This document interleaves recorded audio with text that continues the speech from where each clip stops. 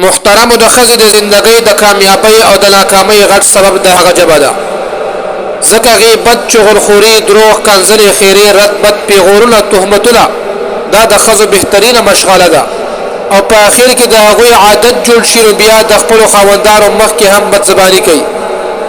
یا ساتئ محترم او داسې سخت مزاج زنانه چېرته هم د سکون او د عزت ژوند نشي تېرولی داسې زنانه همیشه د ذلت او د رسوایۍ سره مخامخ وي د دې برعکس که چېرته ښځه خوش طبیعته وي خوش اخلاقه وي رښتونې وي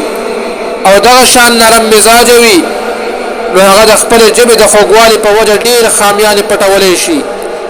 او د خپل کور نه ګلستان جوړولی شي نو شاعر خپلې ښځې ته وایي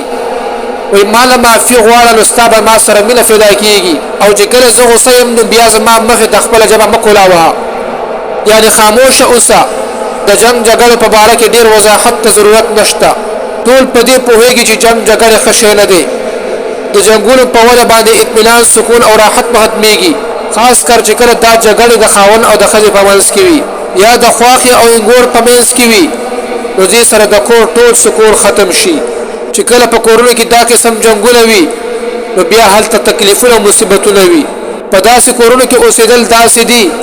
لکه په دوزخ کې اوسېدل په داسې کور کې اطمینان او سکون ختم شي هر وخت په زړه کې هم دا یو خیال وي چې هغې ولې داسې ویلي دي دا فیغور ماله ولې راکړی دی آخر زما قصور څه دی د غواخې کوشش دا وي چې زما زوی د خپلې ښځې سره محبت ونکړي په داسې وخت کې بیا خاوند په یو ځای کې حیران وي یو طرف ته مور ده چې د هغې بېشماره حقوق دي که هغه د مور ډله کوي نو ښځه یې خفه کېږي بل طرف ته ښځه ده چې د هغې سره ټوله زندګي تېرول دي که د ښځې ډله کوي نو مور یې خفه کېږي نو په دغه وخت کې بیا خاوند زهري ته ورسره بیمار شي او هغه غریب بیا دا فیصله نشي کولی چې د مور طرفداري وکړم او که د ښځې طرفداري وکړم نو په دې وخت کې داسې صورت خپلول پکار دی چې د خواښې او د انګور جګړه ختمه شي